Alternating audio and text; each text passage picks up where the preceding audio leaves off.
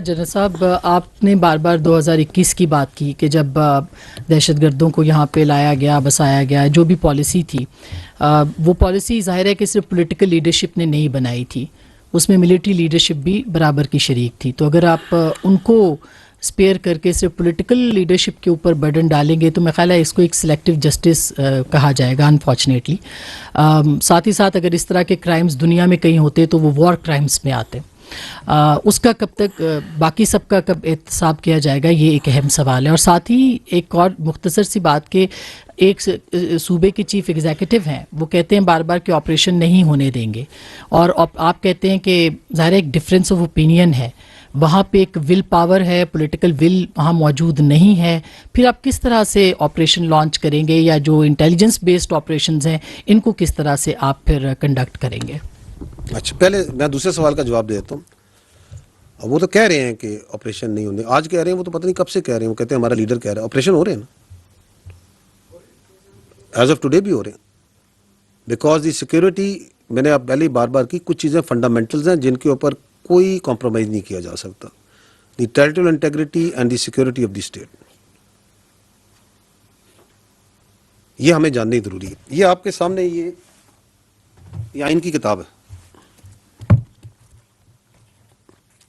ये आइन की किताब है ना, इसी यही है ना फंडामेंटल बुक जिससे आपका पूरी स्टेट चलती है।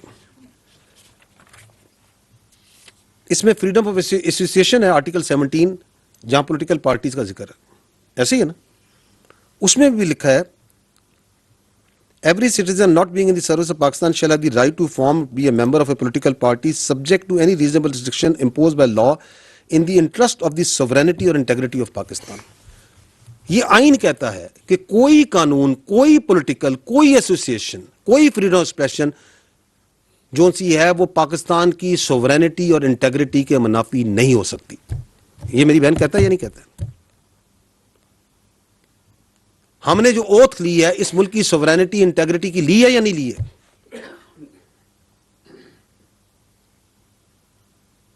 तो I think we are absolutely clear, you are absolutely clear.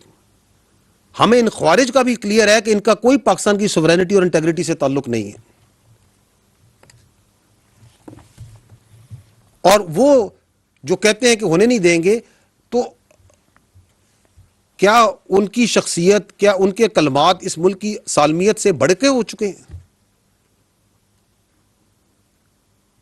Tense of thousands of बच्चे और बच्चियां इस मुल्क की शहीद हो चुके हैं इस दहशतगर्दी के आगे।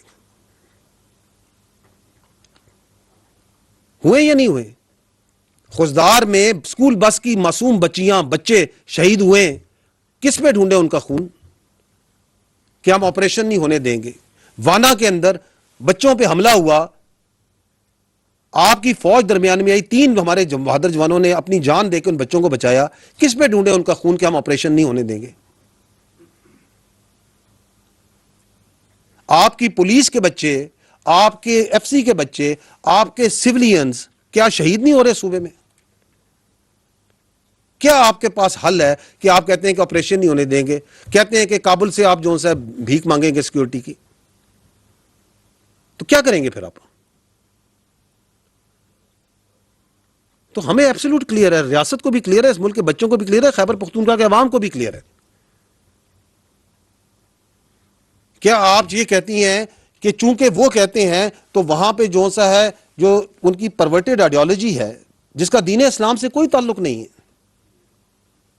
जिसके अंदर आपको आसमा शिराजी को इजाजत नहीं कि वो ये सवाल कर सकें, कि उसको इंपोज कर दें क्योंकि वो ये कहते हैं।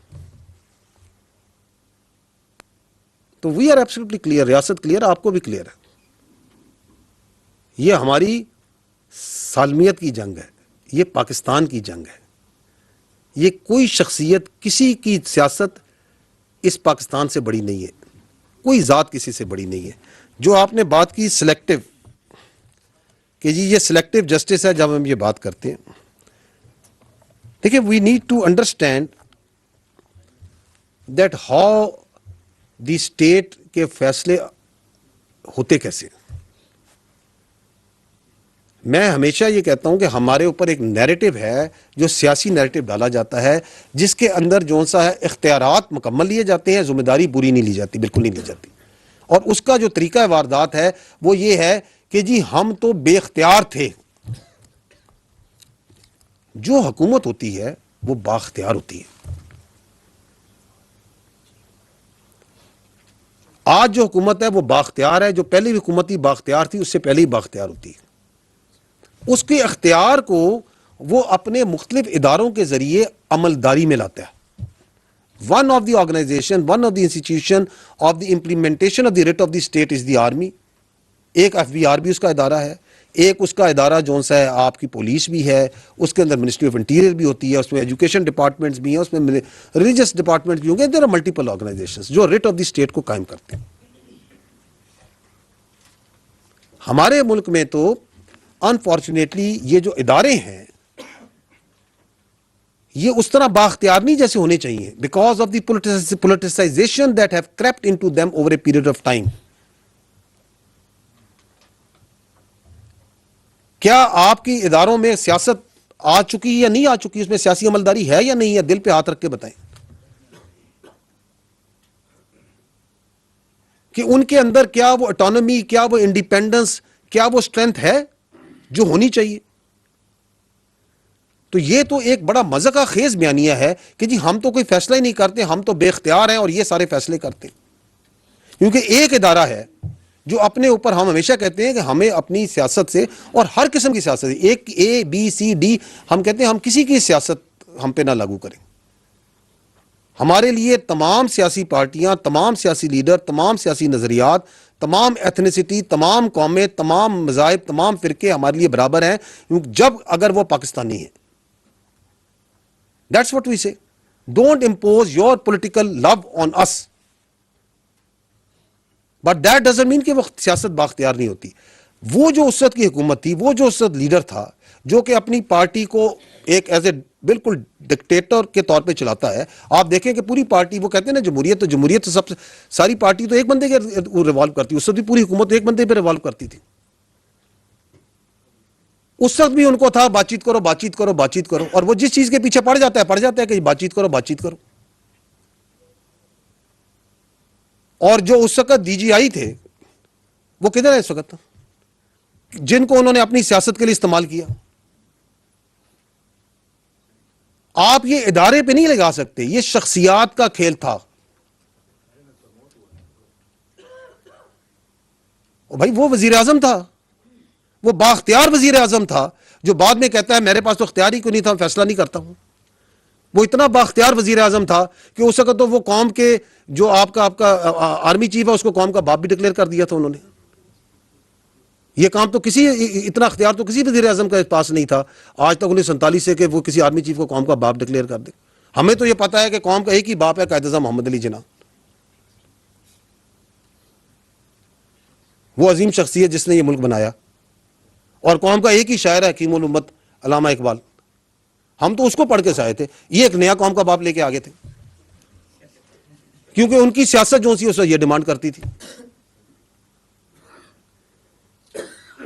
तो आप जो से ना उनको अंडर प्ले ना करें। वो जो अभी भी बैठ के कहते हैं कि ऑपरेशन नहीं होने देंगे, अभी भी कहते हैं कि बातचीत से मसला हल करो, वो जो खप्त उधर था वो खप्त अभी भी है। तो उनसे कोई पूछे कि आपको क्या मोहब्बत है इन तालिबान से, इन दहशतगर्दों के साथ, आपको इनकी परवर्टेड आइडियोलॉजी के साथ आपको क्या मोहब्बत है?